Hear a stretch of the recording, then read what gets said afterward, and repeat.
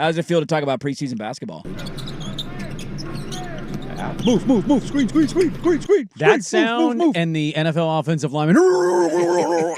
Underrated sound in sports. Get you going a little bit?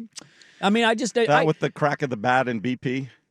That's a crack good of the one. bat and BP is pretty solid. It's yeah. pretty great. Yeah. Look, I mean, it's preseason. We're not trying to sell you something that. No, it's just fun. It was fun to have him back last night. It was nice to have it back. It's gonna be nice to have it on a random Tuesday. I'm glad and they Wednesday. were playing the Warriors, and the Warriors played their dudes. Yeah, too. they had their starters in the game for the majority of the first half. Now, did their dudes look totally checked in?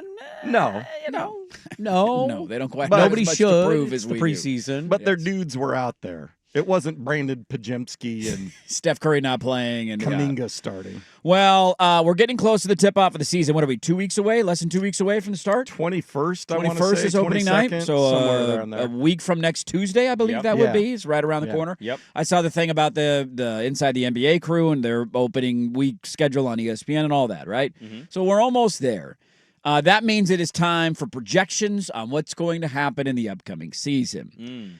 Kevin Pelton is as good as it gets in the NBA. We've had him on the show a million times. We'll have him on before the season starts. And he went through every team in the NBA and released his win-loss projections or projected wins for every team in the league. Okay. And I want to ask, one, how do we feel about the projection? And two, how would we view the season if that is how it ended up going? So he went through everybody in the NBA. He has the Portland Trailblazers. Drum roll. His projected wins this year for the Trailblazers is 35.8. 35.8? 35.8. The description, and I'll tell you where that falls in the Western Conference. By the way, you're James Harden days away from the tip-off of the NBA touche. season. Thank you. We forgot about that one. Yeah. Portland won 36 games last year and upgraded in my projections by swapping Anthony Simons for Drew Holiday. The market is right to be skeptical of Portland's 23-18 second half, driven in large part by poor opponent three-point shooting, which doesn't typically carry over. Still, this line seems like an overreaction for a team that wants to compete for a play-in spot. Now, his line he's talking about there is the over-under for their year, which is somewhere in the 33 to 34 range, depending on the book you get. I was stunned how low it was. And it's Very not that low. I think this team is stacked to the ceiling with talent. It's just like that much lower? That's pretty low, right? They won 36 games last year. 35.8 wins would project them to be 12th in the Western Conference. The only teams worse than them this year would be Phoenix, New Orleans, and Utah. Yeah. One, how do we feel about 35.8? Two, how do we view let's just round up and say another 36-win season? 36 and 46, that would be a little disappointing. I mean, yeah, I'd say so, right? If you don't have an improvement on win-loss record. Okay, so the standard, so it's now that you said that, I just want to make sure we set the table of this stuff because this preseason is going to fly by. October 22nd. Yeah, will there's be here. three more what games. the thoughts are on the year and what they should accomplish. So when you say it's a little disappointing, you're telling me you don't really put an expectation of play-in on the team because you're not getting into the play-in with 36 wins. No. If you watched, think about how many dudes can actually play starting the season. 7 or 8?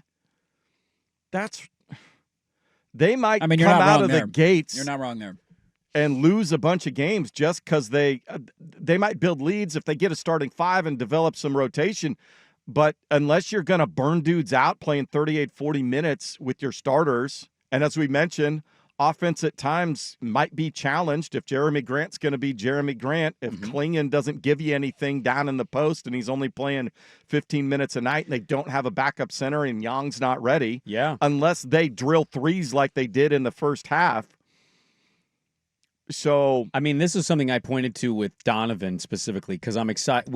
It's not even like a breaking news in any way take. He's good on defense. Yeah, we know. More at 11. Drew Holiday can't make jump shots. It's what offense. Are we doing? It's offense. Like if Donovan's not then this is where the process of elimination offensively has to come into a factor here. If Jeremy's going to be this again, if Donovan's not taking a step, right? Offensively, if Tamani is largely statistically what he was last year, good at times, but inconsistent occasionally. And boy, if that Denny Avdia 27 a game, 26 a game that I've heard about doesn't 20. take that lump, or it wasn't even 20 last year. Yeah. If it's 17, 18 again, that's where we talk about the offense of this. And I noted the Richmond stat, 44 of the last 50 teams to finish top 10 defensively, because that's everything they're holding on to, right? We're As an elite organization. defensively, We're elite yes. defensively. Yes. The last 41, we were top whatever.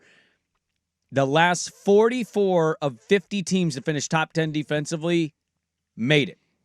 So if that's them and they don't, you are talking historically about an all-time letdown situation. Now, You're an outlier. 2 of your top defenders are hurt to start the season, so you've got that. And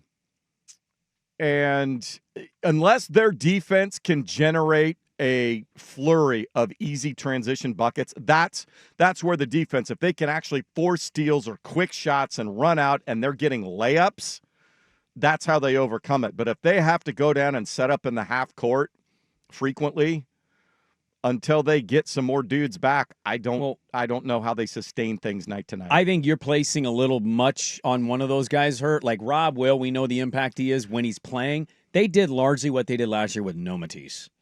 Yeah, I honestly at times last year forgot he was even on the team. He played 15 games. Yeah. Like, they didn't do what they did because Matisse Thybulle played for 41 games. They did what they did because of Toumani Camara. Yeah. He was outstanding. Donovan was good, right? Like, Matisse being out, yeah, it's a little bit of a setback. You should still be a good defense if that is what you tout. Especially adding Drew Holiday to the mix, swapping him for Anthony Simons. It will improve you defensively. So, like, I don't know if KP's going to end up being right. He is one of those, like, I do think he's valid in pointing out percentage plays of what happened at the end of last season. Yeah, shooting splits went kind of more your favor. I do think you could still go back and check schedule stuff, but how many times did they play a team without their best player as well in that bunch at the end of the year? It's and the whole like, well, they're balancing guys. They have all this youth, and yeah, but they've been balancing this youth veteran stuff the entire way. Like they've made it look like they're going to go complete youth, and then they bring in a vet, and so it's like for me, I don't even look at that. I just simply say it's year 5, man. Make the play in. That's to me totally fair. That's not an unfair ask to be one of the 10 teams in the Western Conference. Last year it was Dallas as the 10 seed. They won 39 games. Everybody says you're better than New Orleans. Everybody says you're better than Phoenix. Everybody, not Kevin Pelton, but everybody says you're better than Sacramento, and we know you're better than Utah. There's 4 teams right there. And so be a playing team. Yeah, based off his projection, if they can steal 1 extra game a month, that's 41. Yes, you're right there. Then you're in the play-in. Yeah, I don't. I lean that they will be, by the way. You do lean that they will be? A play-in team. Okay. Yeah, that's my expectation, and I do think they can steal that 1 game a month because they've got guys who give an S every night. I think it's okay, too, to like have at some point there have to be expectations. Like this can't just be you're going to go to year 6 and say build in perpetuity of like, well, next year we'll do it. Well, next year's the big trade. Right. And I think what highlights that more so for me, I wouldn't have had that. I would have had this fear maybe in the back of my mind had certain things not changed in the offseason. Like you got an owner who's taking over who is going to come in and shake things up if there are not you're not making a win-loss improvement, Everybody's right? job might be on the line. That's the whole point. So, like, this is the year where it's like, all right, you've had 4 or 5 years to build this out. You just gave contract extensions to the general manager and the head coach, who I don't think Cronin's been terrible. I have issues with some of the stuff that he's done. He hasn't been perfect, but no GM is. But, like, at some point, there has to be an expectation of, are we taking a jump? Because they took a jump last year. And then you touted that jump to say these guys deserve contract extensions. Now, if you tell me the next year they just plateau and they're exactly the same, to me, that would be a massively disappointing season for Portland. I'm not asking you to win a playoff series. I'm not even asking you to make the playoffs. I think a base level expectation of this year should be play-in. And if you only win 35 games or 36 games, guess what? You're not in the play-in, and it's a disappointing year. I mean, 36. And it's okay to say that. Yeah, 36 was 3 games out of the play-in. You're not that far off, dude. It's not that big of a difference between being from where they were to where Dallas was in the 10 seed. That's all. That small of a margin is all you're asking for them to improve this year. What was their win-loss jump from 2 years ago to last year? What did they win? 22?